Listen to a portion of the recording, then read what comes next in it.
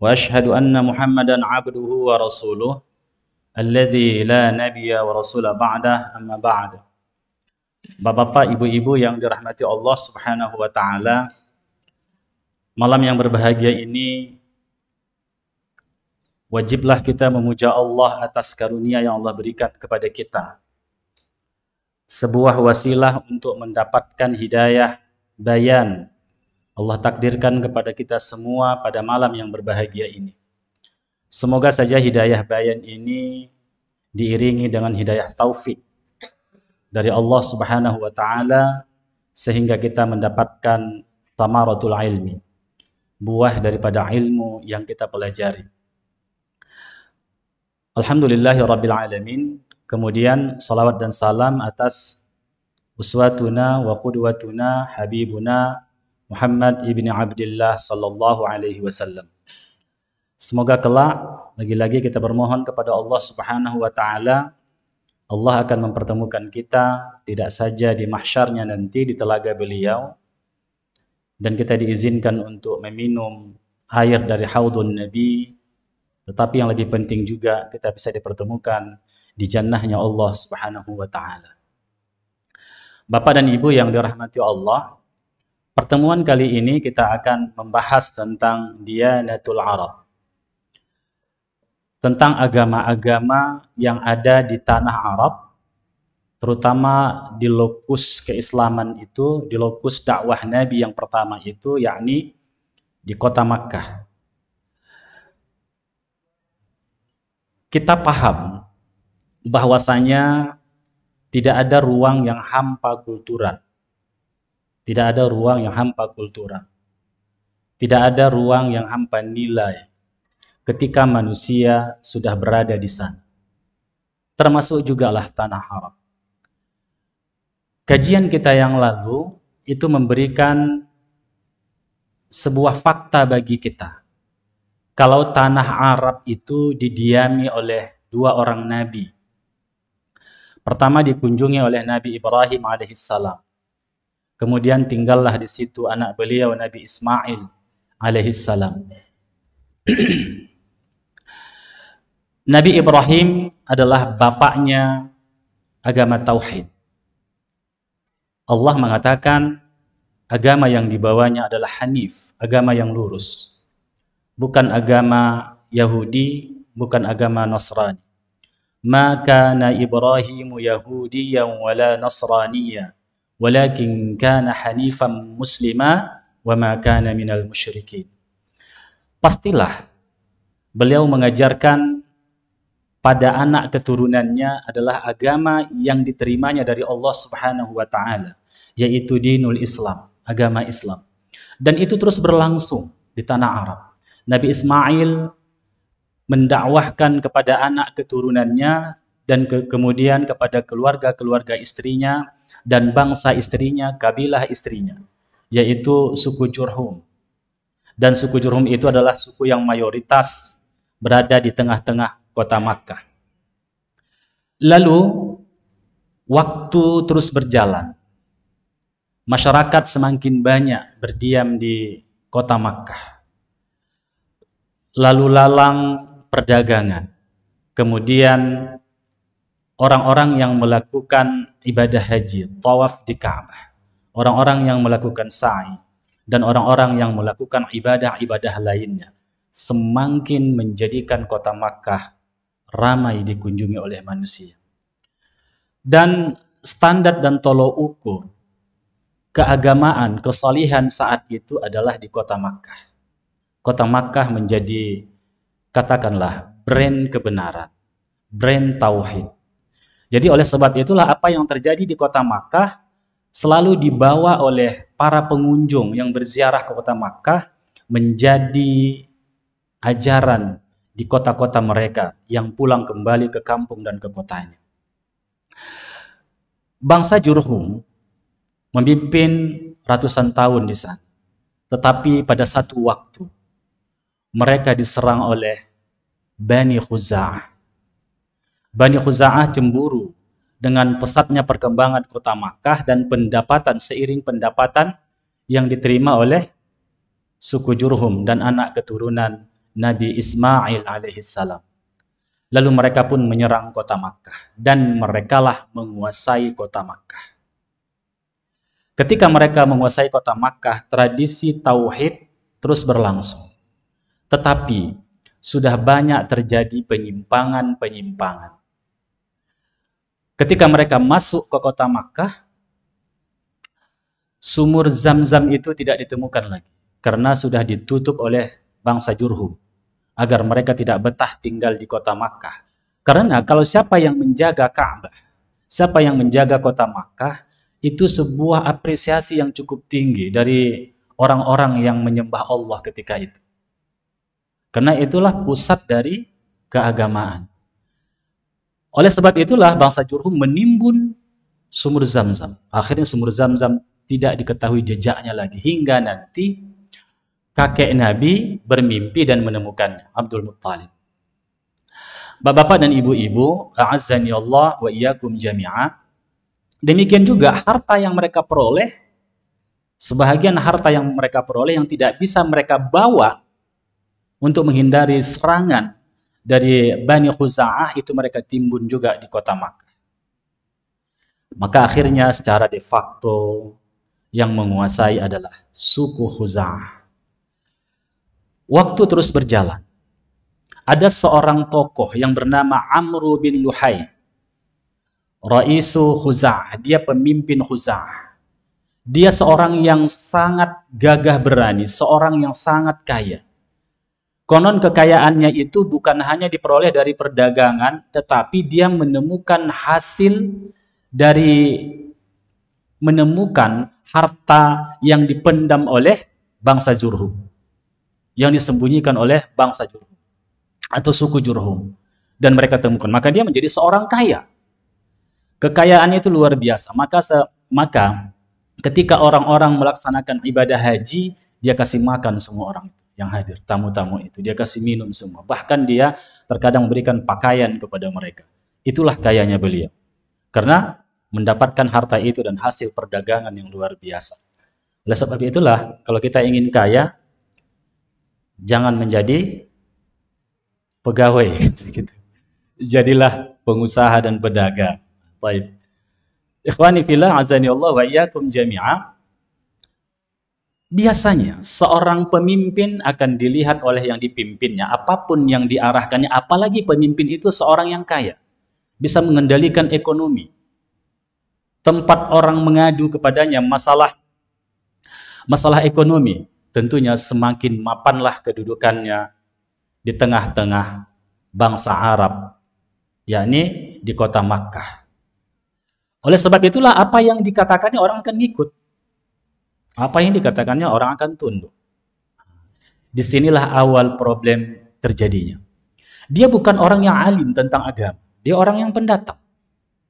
Dia tidak memiliki tradisi tauhid yang diajarkan Nabi Ibrahim ke Nabi Ismail kepada anak-anaknya dan suku Jurhum. Karena mereka orang pendatang.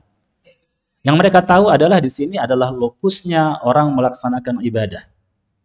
Oleh sebab itulah mulailah muncul sesuatu. Tambahan-tambahan dari ibadah dan keyakinan bagi orang-orang yang datang. Ingat tadi bahwasanya brand kebenaran itu selalu dilihat di pusatnya kota Makkah. Apa yang terjadi, ibadah apa yang terjadi di situ, itulah yang mereka bawa. Suatu ketika, summa innahu safara ila Syam. Dia musafir ke Syam. Syam itu kan Syria, Palestina, dan daerah sekitar itu. Itu Syam. Lalu, dia melihat ada namanya suku Amalik. Ya. Ada yang mengatakan Mamalik, ada Amalik. Ya, suku itu menyembah berhala. Dia lihat orang itu menyembah berhala. Mereka buat patung yang besar, indah, dan mereka sembah. Dia tertarik melihat itu. Apa yang mereka lakukan? Biasalah kalau kita manusia, melihat sesuatu yang baru, maka rasa ingin tahu kita akan muncul. Apalagi kalau orang itu adalah orang kepo, katakan begitu. Dia kepo kali melihat itu. Jadi dia tanya, apa yang kalian lakukan? Kira-kira begitulah dialog. Mereka katakan, kami menyembah berhala-berhala ini. Kenapa kamu sembah berhala-berhala itu? Berhala-berhala itu adalah sebagai media mereka untuk menyembah Rabb mereka.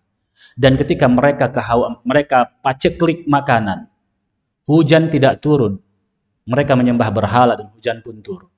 Begitulah kalau mereka ingin mendapatkan keturunan, mereka datangi berhalanya, mereka sembah. Mereka ingin mendapatkan jodoh, mereka datangi berhalanya, mereka sembah. Dan kebetulan 1, 2, 3 ada yang kebetulan, kan begitu kan? Jadi yakinlah mereka, dan itu mereka yakinkan Amr bin Luhai tadi, dan dia pun melihat itu baik. Fastahsana dzalika dhannu haqqan. Dia mengatakan ini satu yang sangat baik. Dia pun memintalah kepada mereka salah satu berhala untuk dibawa ke kota Makkah. Dan dia bawalah satu berhala yang bernama Hubal. Jadi dia bawa Hubal itu ke kota Makkah. Lalu dia taruhlah Hubal itu di Ka'bah. Dan dia katakanlah kepada penduduk Makkah bahwasanya dia bawa Hubal ini sebagai apa? Sebagai taqarrub media mereka untuk menyembah Allah Subhanahu wa taala. Kalau biasanya orang menyembah sesuatu, artinya dia menjadikan itu sebagai ubudiyahnya, pasti ikut di situ rububiyahnya. Walaupun nanti orang-orang kafir Quraisy itu mengakui bahwasanya menciptakan semesta ini adalah Allah, tapi mereka menyembah berhala itu. Dan berhala itu mereka yakini akan mendekatkan mereka kepada Allah. Dan juga teriringlah di situ ada bagian-bagian dari berhala itu yang mereka yakini bisa melakukan sesuatu. Bisa melakukan sesuatu. Sama dengan di zaman Nabi Nuh kan. Di zaman Nabi Nuh ada orang saleh yang wafat. Lalu ketika sudah wafat dibuatkanlah kuburannya, mereka datang ke kuburan meminta kepada kuburan itu dibuatkanlah patungnya. Dibuatkanlah patungnya sebagai minta. Akhirnya apa? Disembah. Akhirnya disembah. Pada awalnya mereka mendatangi kuburan itu karena kuburan orang saleh. Dibuatlah prasasti di situ untuk mengingat kesalehan orang itu. Lalu lama-lama generasi berikutnya menyembah. Mereka buatkan patung dan mereka menyembah. Itulah yang terjadi kesyirikan-kesyirikan. Dan itulah yang dibawa ke kota Makkah. Lalu mulailah terjadi kesyirikan di kota Makkah. Dan beliau pun menyuruh penduduk Makkah untuk membuat masing-masing ada patung. Maka dikenallah di situ yang paling qadim sekali ada patung mereka namanya Manat, kan? Itu berada di Laut Merah dekat dengan Qadid. Kemudian ada namanya Al-Lata. Itu di mana? Di Taif. Ada Uzza. Kemudian ada beberapa patung lagi, tapi yang 3 ini yang paling terkenal, yang paling qadim. Yang paling lama yang ditemukan di tanah Arab. Dan mereka menyembah itu, menyembah Lata, Uzza dan Manata. Itu yang mereka sembah. Dan itu mereka sembah dalam rangka apa? Taqarrub ilallah, mendekatkan diri kepada Allah. Artinya sudah bercampurlah akidah tauhid mereka, akidah yang dibawa oleh Nabi Ibrahim dengan akidah kesyirikan. Dengan akidah kemusyrikan. Jadi ikhwani fillah azanillah wa iyyakum jami'an. Oleh sebab itu, bapak kemusyrikan di tanah Arab itu adalah Amr bin Luhai. Beliaulah bapak kemusyrikan itu. Dialah yang pertama. Sehingga Nabi kita bersabda, diperlihatkan kepada Nabi bagaimana keberadaan Amr bin Luhai itu. Nabi katakan bahwasanya di dalam neraka perutnya terburai, dan dia menjerit-jerit dan menangis merintih, dan dialah orang yang paling pedih merasakan siksa. Amr bin Luhai. Jadi itulah yang terjadi bagi beliau. Kemudian ironi juga, biasalah kalau orang melakukan deviasi dalam akidah, ya kan?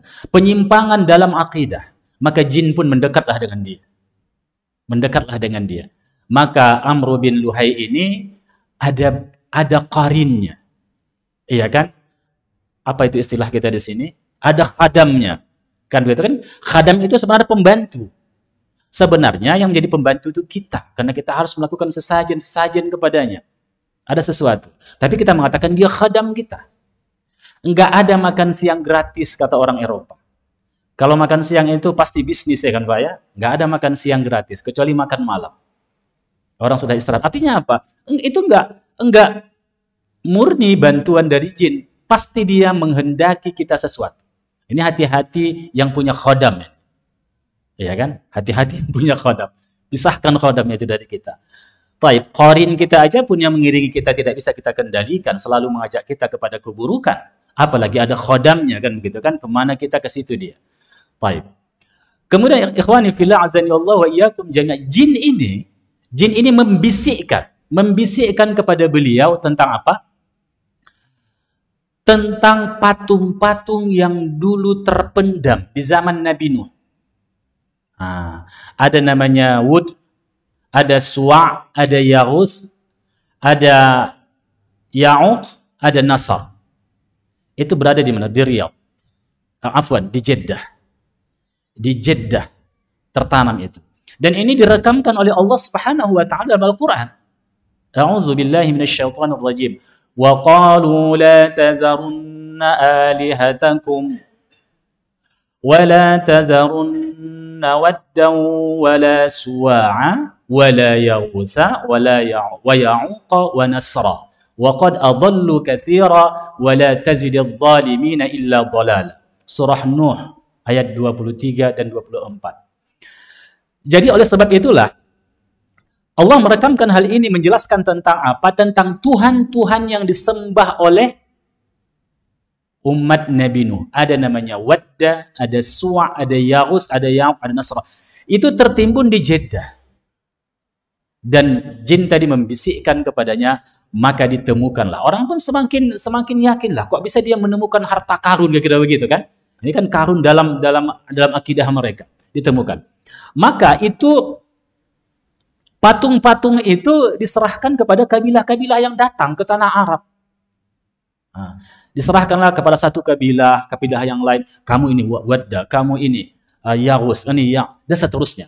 Maka setiap orang datang ke Hijaz waktu itu membawa patung itu dan mereka taruhlah di depan tempat ibadah mereka di seluruh penjuru.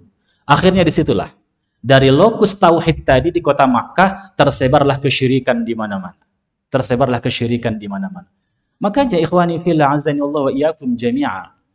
Allah Subhanahu wa taala tetap akan menjaga kota Makkah dan kota Madinah. Maka dijaga oleh Allah Subhanahu wa taala. Kalau ada penyimpangan, Allah berikan sebuah, kalau bahasa kita di sini reformasi kan begitu kan di sana. Artinya apa? Karena itu lokus kebaikan. Sejak zaman Nabi Ibrahim alaihissalam terjadi penyimpangan, maka dibetulkan lagi oleh Allah Subhanahu wa taala. Datangnya Nabi Muhammad sallallahu alaihi wasallam dan seterusnya. Kemudian ikhwani fillah azani Allah wa iyyakum jami'a wa hakadza syar syirku ibadatul asnam akbar. Akhirnya apa? Terjadilah kesyirikan yang dulu adalah mereka beragama tauhid, akhirnya terjadilah kesyirikan di dunia Arab. Di mana-mana ada patung. Ya. Maka bercampurlah. Tapi tetap saja memang ada 1-2 orang yang mempertahankan agama Hanif. Yang mempertahankan agama Hanif. Ikhwani fillah azani Allah wa iyyakum jami'a. Demikian juga ada patung dulu.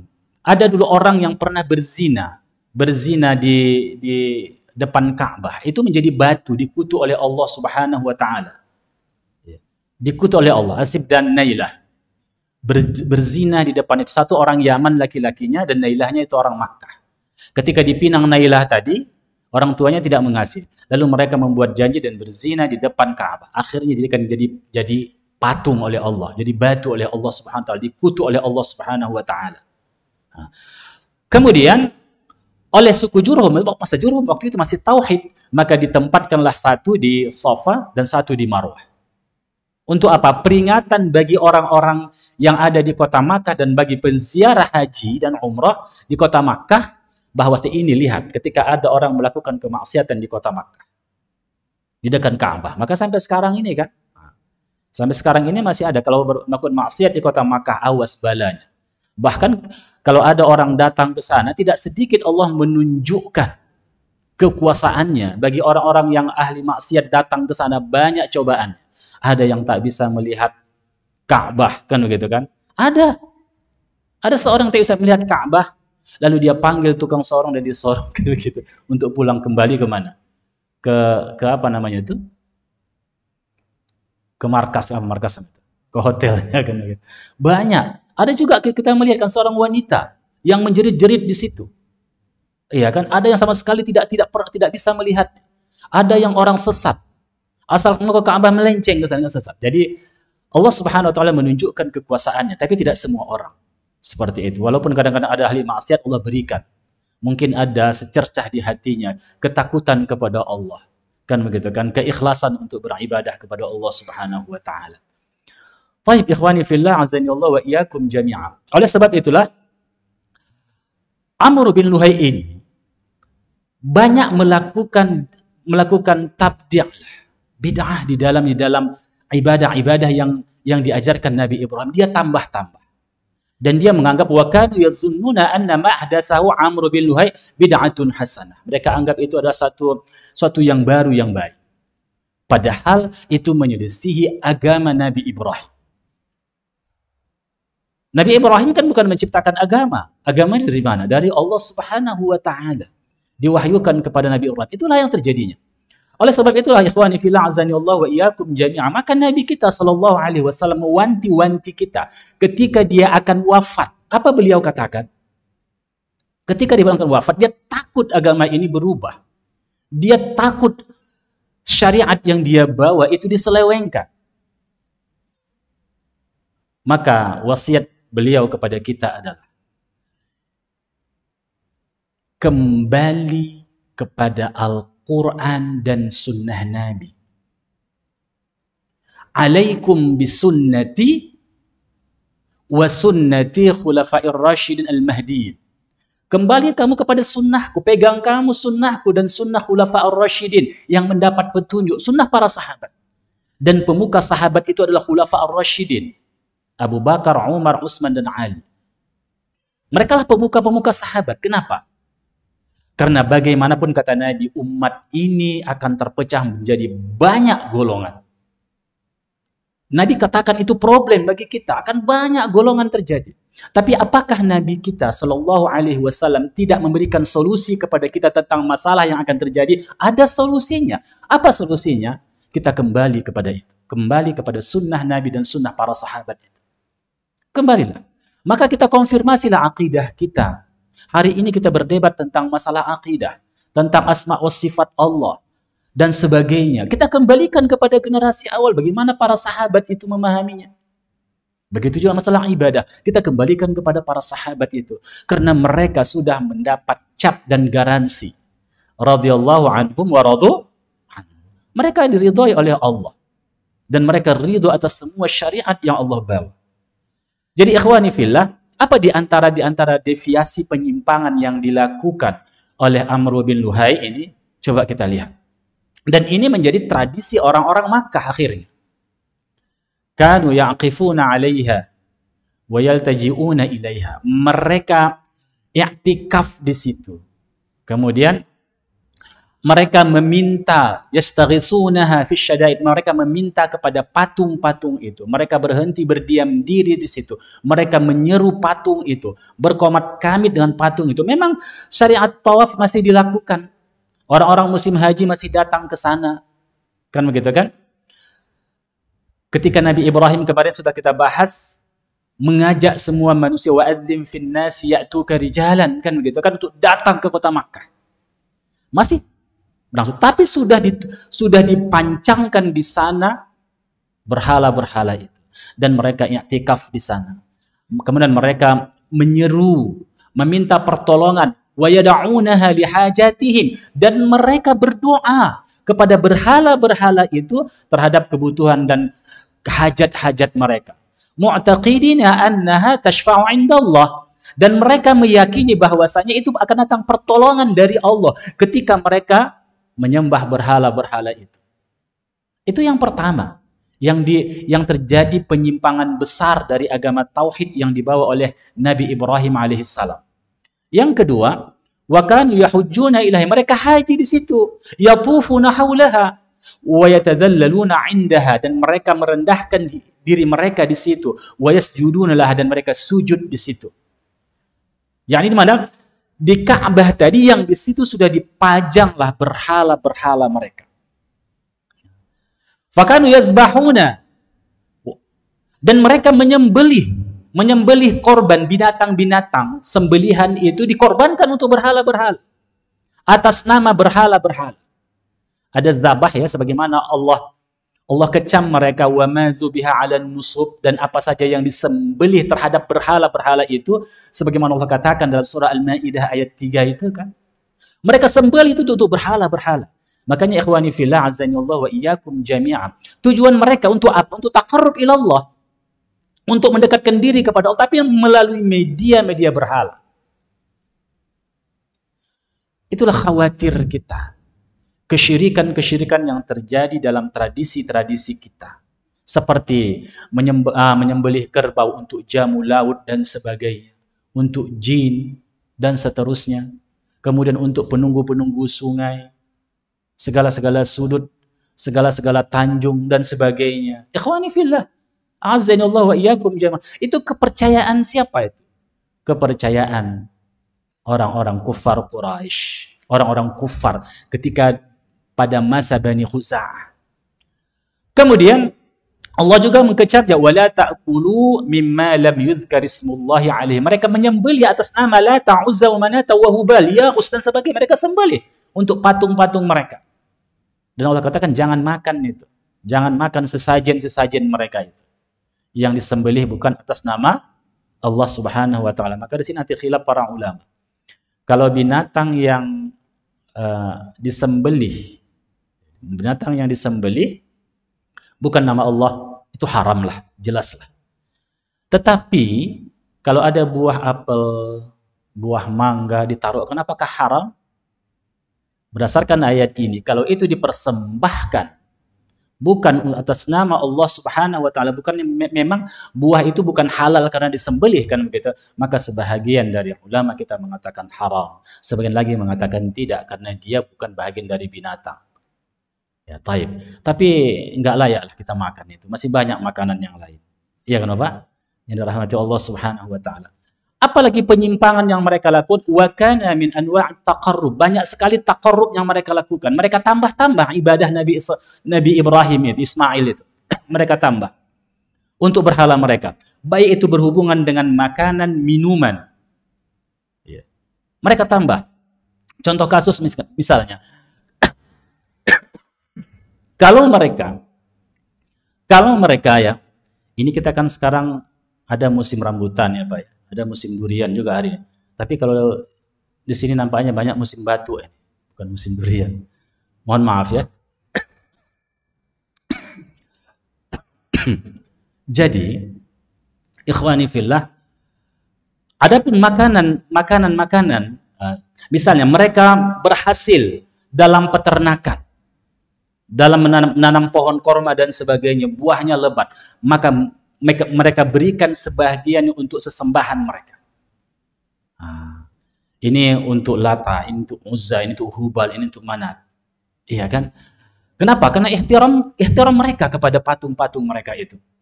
Dan kemudian juga dengan binatang-binatang ternak, sehingga nanti akan muncul beberapa hal ya, nama-nama binatang onta itu dan kambing itu yang diciptakan sendiri oleh Amr bin Luhai.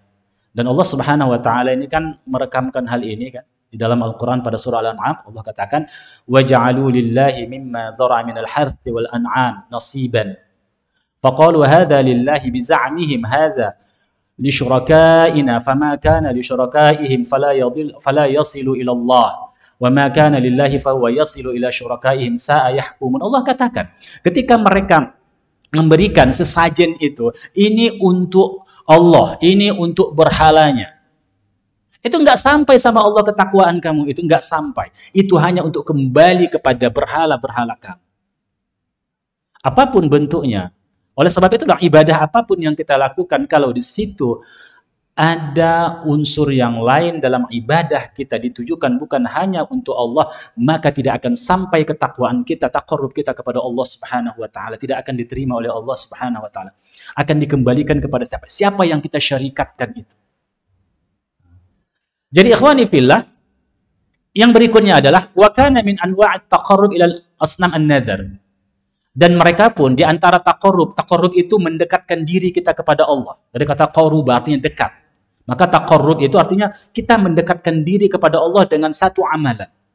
Dan di antaranya adalah nazar. Nazar juga ada di zaman mereka, Bani Khuza'ah itu. Contoh kasus misalnya, kalau panen kormanya itu luar biasa, ya kan, atau mencapai targetnya, maka dia bernazar akan memberikan kepada Yaghus misalnya, Wadda misalnya, atau Wad dan sebagainya. Maka mereka berikan itu. Dan mereka mengatakan, sebagaimana direkamkan Allah pada surah Al-An'am juga ayat 138, wa qalu hadhihi an'amun wa harsun hijrun la yat'amuha illa man nasha'u bi za'mihim wa an'amun hurrimat zuhuruha wa an'amun la yadhkuruna ismallahi 'alaiha iftira'an 'alaihi. Jadi mereka mengatakan bahwasanya binatang-binatang ternak ini dan pertanian ini itu dilarang dimakan. Ya, kecuali apa yang kita kehendaki dibuat-buat mereka. Ini boleh dimakan, ini tidak boleh dimakan. Ini untuk berhala. Kalau begini nggak boleh dimakan. Ya kan? Ini tak boleh ditunggangi dan seterusnya. Dan mereka menyebut selain nama Allah, mereka ciptakan sendiri ibadah-ibadah yang tidak ada dasarnya, dalilnya dari ajaran Nabi Ibrahim alaihissalam. Itulah yang terjadi yang dilakukan oleh Amr bin Luhai. Misalnya ada namanya Saibah. Saibah itu naqah. Naqah itu onta. Onta yang sudah melahirkan 10 ya. 10 anak ya. Kemudian tidak ada laki-laki, itu tidak boleh ditunggangi. Tidak boleh ditunggangi. Kemudian ada lagi namanya Bahirah, itu anak Saibah. Kemudian ada juga Wasilah. Ada lagi namanya Hami. Ini masing-masing sesuatu yang diciptakan sendiri oleh Amr bin Luhai. Kalau misalnya ada kambing yang itu sudah menjantani misalnya beberapa orang kambing lain sehingga melahirkan anak yang cukup banyak, ada 10 misalnya 10 betina kambing itu ya, kambing itu atau melahirkan fahal itu onta, maksudnya onta itu 10 menjantani dari betina-betina itu dan lahirlah anak-anaknya yang cukup banyak ya, 10 anaknya misalnya, dan tidak melahirkan setelah itu ada laki-laki, maka dikatakan di situ hamil. Maka nggak boleh ditunggangi, nggak boleh diapa-apakan. Dan kata Allah Subhanahu wa taala itu mereka buat-buat sendiri tentang Bahirah, Saibah, Wasilah, Hamin itu diciptakan, nggak ada syariat Nabi Ibrahim seperti itu. Itu mereka ciptakan sendiri. Mereka buat-buat sendiri ibadah-ibadah seperti itu. Itulah yang Allah kecam pada surah Al-Maidah ayat 3 itu. Allah kecam tentang apa yang mereka lakukan, hal-hal yang iftira, yang mereka buat-buat untuk mendekatkan diri kepada Allah. Kenapa? Karena berhubungan dengan taqarrub ilallah, mendekatkan diri kepada Allah Subhanahu wa taala, itu bersifat tauqifi. Artinya apa? Mesti ditetapkan oleh wahyu. Ya, mesti ditetapkan wahyu, nggak boleh tidak berdasarkan wahyu. Kalau itu ibadah kepada Allah Subhanahu wa taala. Walaupun akal kita menganggap itu bagus, tapi wahyu tidak mengatakan demikian. Apakah itu wahyu matslu ataupun ghairu matslu? Matslu itu kan yang dibacakan. Kalau kita misalnya umat Nabi Muhammad dibacakan kepada siapa?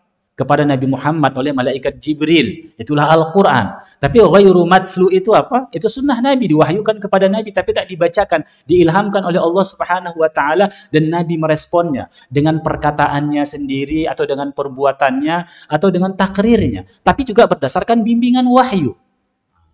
Kalau nggak ada seperti itu, maka tidak. Inilah yang terjadi pada Amr bin Luhai. Akhirnya terjadilah penyimpangan di sana. Dan nanti ya, Rasulullah Habibuna sallallahu alaihi wasallam diutus oleh Allah Subhanahu wa taala untuk membasmi semua berhala-berhala itu. Dan mereka mengatakan begini, logika mereka cukup cerdas sebenarnya. Wa ma na'buduhum illa yuqarribuna ila Allahi zulfa. Itu kata mereka. Kami tidak menyembah mereka. Kami tidak beribadah kepada mereka kecuali, ada kecualinya apa itu? Yuqarribuna ilallahi zulfa, agar berhala-berhala itu mendekatkan kami kepada Allah Subhanahu wa taala zulfa. Sebagai media saja. untuk mendekatkan diri kepada Allah Subhanahu wa taala. Begitu juga agama-agama yang lain. Kalau kita lihat misalnya dalam kepercayaan-kepercayaan di luar Islam, mereka menyembah patung itu. Apakah mereka sebodoh itu hanya menyembah meminta kepada patung? Tetapi ada sesuatu di balik patung. Ya.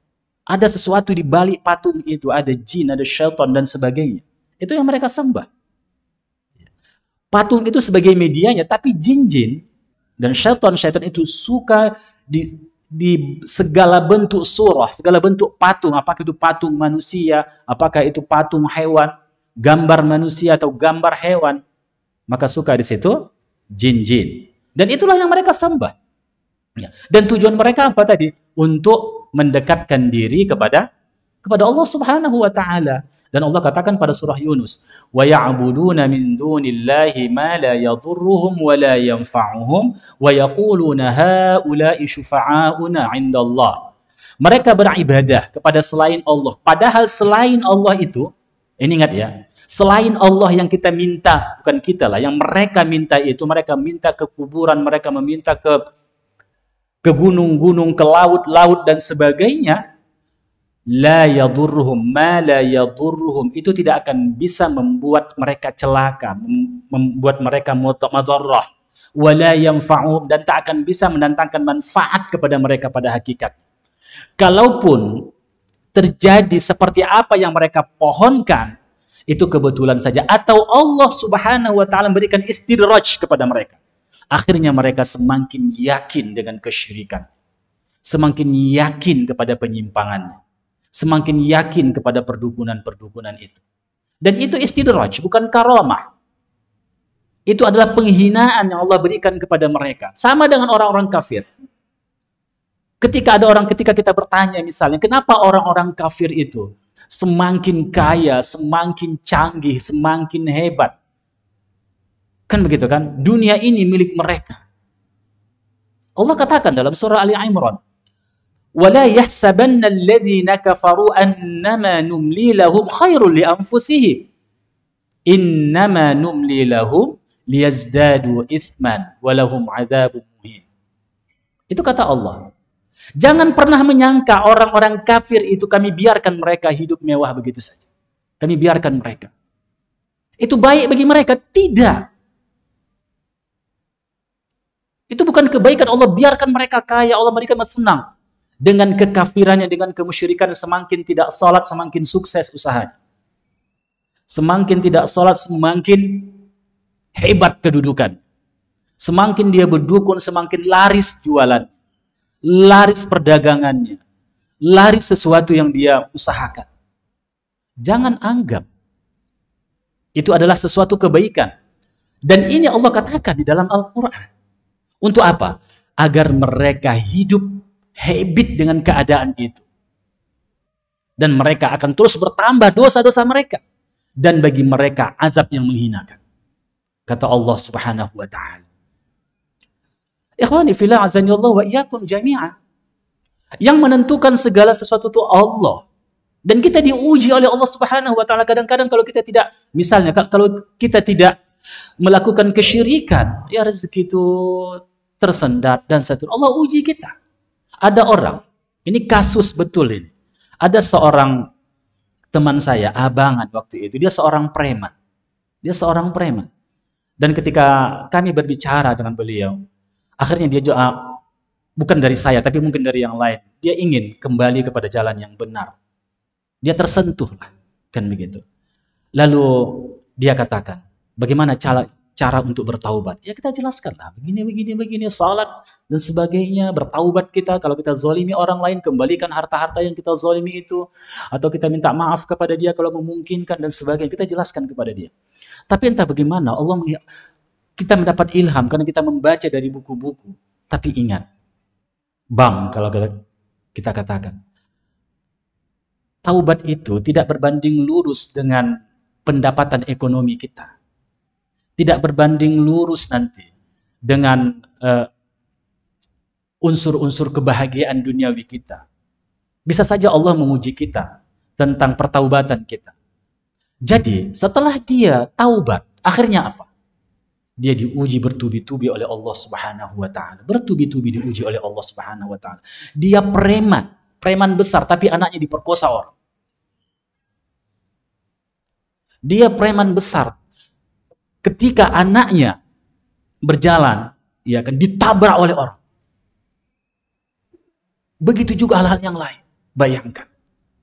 Dia mau mengasah parang lagi. Tapi kita sabar-sabar. Coba bayangkan, alhamdulillah. Dia rajin salat dan sebagainya. Semoga Allah mengampunkan dosa-dosa beliau. Artinya apa? Tidaklah itu berbanding lurus kepada kita, ketaatan kita. Memang Allah berikan nanti akhirnya kepada kita hayatus sa'adah. Kehidupan yang bahagia, tapi Allah uji dulu. Jadi ikhwani fillah, azani Allah wa iyyakum jami'a. Barangkali sampai di sinilah kaji kita sambung nanti setengah bulan yang akan datang insyaallah tentang apa yang terjadi yang berhubungan dengan keyakinan orang-orang Arab yang dibuat-buat oleh Amr bin Luhai. Insyaallah mudah-mudahan umur kita dipanjangkan oleh Allah Subhanahu wa taala. Amin. Subhanakallah bihamdik asyhadu an la ilaha illa anta astaghfiruka wa atubu ilaik. Wassalamualaikum warahmatullahi wabarakatuh.